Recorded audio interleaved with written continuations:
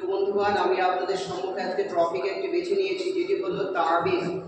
তাবিজ ব্যবহার করা কতটুকু কোরআন হাদিস থেকে প্রমাণিত আছে সেই সম্পর্কে আপনাদেরকে জানাবো। কেন এই তাবিজ সম্পর্কে নিয়ে অনেক আপনার বিভেদ হচ্ছে, ঝামেলা হচ্ছে। এই তাবিজ শব্দটা প্রথমত হলো বাবে তাফঈলের মাসদার, যার মানে হয় পানাহ চাওয়া বা আশ্রয় চাওয়া।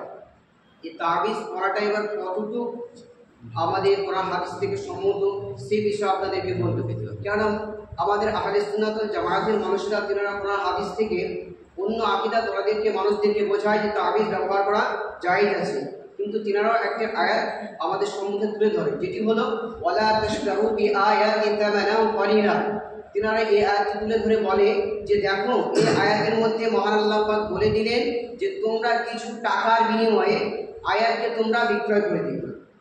ওয়ালা তাশতারু বিআয়াতি তামানাও কলিলা, তোমরা কিছু টাকার বিনিময়ে কিছু মূল্যের বিনিময়ে তোমরা আয়াতকে বিক্রয় করে দিবে। তো এইখান থেকে কিছু কিছু আলেমদেরকে আপনার বুঝিয়ে এমন করে দেয় যে সত্যি তো বলা হয়েছে, যার ব্যাখ্যা এরকম তার মানে নিশ্চয় আমরা ভুল করি, এটা বলে। কিন্তু নয়, যখন আপনি এই আয়াতের তাফসির খুলবেন, এই তাফসিরে যখন আপনি যাবেন, এই আয়াতের মধ্যে বলা হয়েছে কোন আয়াত? কোরআনের আয়াতকে বিক্রয় করার কথা এখানে বলা হয়নি।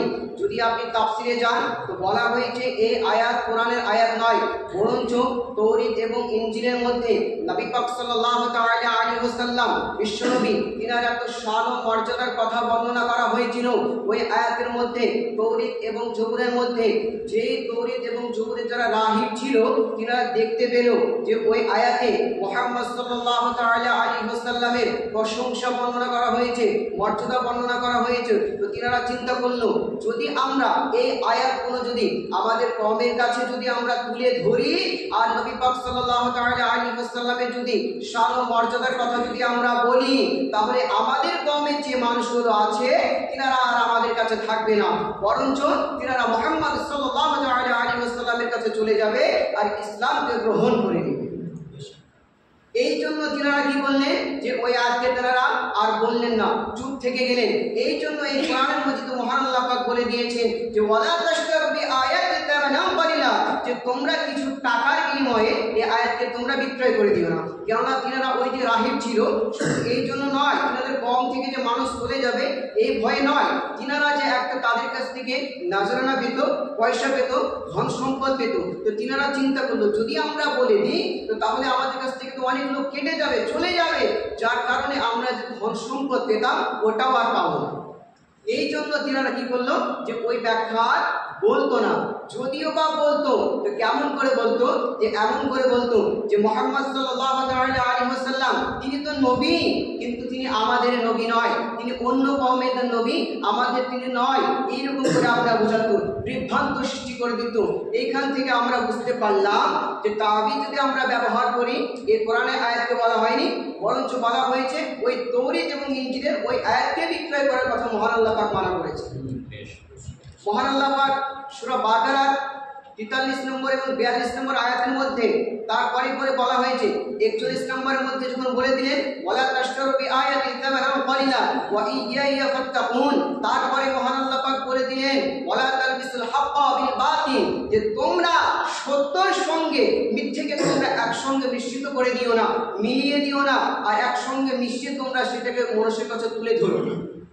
কিন্তু ওই তৌরাত এবং ইনজিলে যারা ছিল, রাহিব যারা ছিল, তারা কি করতো যে মহান আল্লাহ পাকের নবীর যে শান ও মর্যাদার কথা বলা হয়েছে, ওই শান ও মর্যাদার সঙ্গে সঙ্গে মহান নবী সাল্লাল্লাহু তাআলা আলাইহি ওয়াসাল্লামের শান ও মর্যাদা বলতেন না, বরং তার সঙ্গে কিছু বাড়িয়ে বলতেন, এমন করে যে তাদের কওমের লোক যেন তাদেরই থাকে আর মহান নবী পাক সাল্লাল্লাহু তাআলা আলাইহি ওয়াসাল্লামের যেন শত্রুতা হয়ে যায়, এইরকম করে তুলে ধরতেন। আর এইখানে মহান আল্লাহ পাক তিনি বলে দিলেন যে ওয়ালা তালবিসুল হাক্কা বিল বাতিল, যে তোমরা সত্যের সঙ্গে মিথ্যাকে তোমরা মিলিও না। তারপরে পরে মহান আল্লাহ পাক জানিয়ে দিলেন ওয়া ইয়্যায়া ফাত্তাকুন, যে তোমরা আমাকে দেখে ভয় করো, তোমরা আমাকে দেখে ভয় করো। বিরাদারে মিল্লাত ইসলামিয়া, এখান থেকে আমরা বুঝতে পারলাম যে এই আয়াত কোরআনের আয়াতকে নয়। এবার চলুন আপনাদেরকে আমি কোরআনের পরে পরে এমন একটি হাদিস যেটা সহিহ তারফাইন বলা হয়, যেটা আপনার বলা হয়েছে এই সহিহ তারফাইন, যেটা মুসলিম শরীফ এবং বুখারী শরীফ এই দুটোকে সহিহ তারফাইন বলা হয়। এই কোরআন মাজিদের পরে পরে একটি কিতাব যেটি হলো বুখারী শরীফ, এই বুখারী শরীফের স্থান এই কোরআন মাজিদের পরে পরে এই বুখারী শরীফের মধ্যে ২য় নম্বর খণ্ডে আপনার বলা হয়েছে ৮৫৪ নম্বর পৃষ্ঠার মধ্যে হযরতে আয়েশা রাদিয়াল্লাহু তাআলা আনহা থেকে বর্ণিত হাদিসটি সনদ এইরকম ভাবে বর্ণিত করছে। দেখুন হযরত আয়েশা বর্ণিত করছেন, আয়েশা قالت امر النبي صلى الله تعالى عليه وسلم ان نسترقي من العين। হযরত আয়েশা রাদিয়াল্লাহু তাআলা আনহা থেকে বর্ণিত, তিনি বলেন নবী পাক সাল্লাল্লাহু তাআলা আলাইহি ওয়াসাল্লাম বলেছেন যে তিনি বললেন যে তোমরা বদনজর থেকে, কুদৃষ্টি থেকে বাঁচার জন্য দোয়া এবং তাবিজ ব্যবহার করো। জোরে বলুন সুবহানাল্লাহ। শুধু তাই নয়, তার সঙ্গে সঙ্গে ওই পৃষ্ঠার মধ্যে বুখারী শরীফের ২য় নম্বর খণ্ড ৮৫৪ নম্বর পৃষ্ঠার মধ্যে হযরত উম্মে সালমা রাদিয়াল্লাহু তাআলা আনহা থেকে বর্ণিত, তিনি বলেন নবী পাক সাল্লাল্লাহু তাআলা আলাইহি ওয়াসাল্লাম আমার ঘরে আসলেন, তো তিনি দেখলেন একজন দাসী আছে। তো দাসীর দিকে যখন তাকালেন তো তিনি দেখলেন যে তিনার চেহারাটা যেন আপনার হলুদের ন্যায় হয়ে গিয়েছে। সঙ্গে সঙ্গে আমার নবী বলতে শুরু করলেন, যাও, তোমাকে কুনজর হয়েছে, তোমার বদনজর পড়েছে তোমার প্রতি, এই জন্য তুমি কি করো, দোয়া এবং তাবিজ ব্যবহার করে। জোরে বলুন সুবহানাল্লাহ। কোরআন থেকে আমরা বুঝতে পারলাম আয়াত বলতে কোরআনে আয়াতকে বিক্রয় করতে বলা হয়নি। দ্বিতীয়ত বুখারী শরীফ থেকে আমরা বুঝতে পারলাম নবী পাক সাল্লাল্লাহু তাআলা আলাইহি ওয়াসাল্লাম তিনি নিজে বলেছেন যে তোমরা দোয়া এবং তাবিজ ব্যবহার করো। তো বিরাদারে মিল্লাত ইসলামিয়া, তাবিজ ব্যবহার করা এখান থেকে আমরা বুঝতে পারলাম জায়েজ, এটা কোনো গুনাহের কাজ নয়। কিন্তু এখানে শর্ত এরকম করে বলা হয়েছে, ওই যে তাবিজ যদি হয় তো মহান আল্লাহ পাকের যেন সিফাতি নাম হয়, তার সঙ্গে বা কোনো একটি কোরআনের আয়াত হয়, এইরকম যদি তাবিজের মধ্যে ব্যবহার করতে পারে তো ব্যবহার করতে পারে।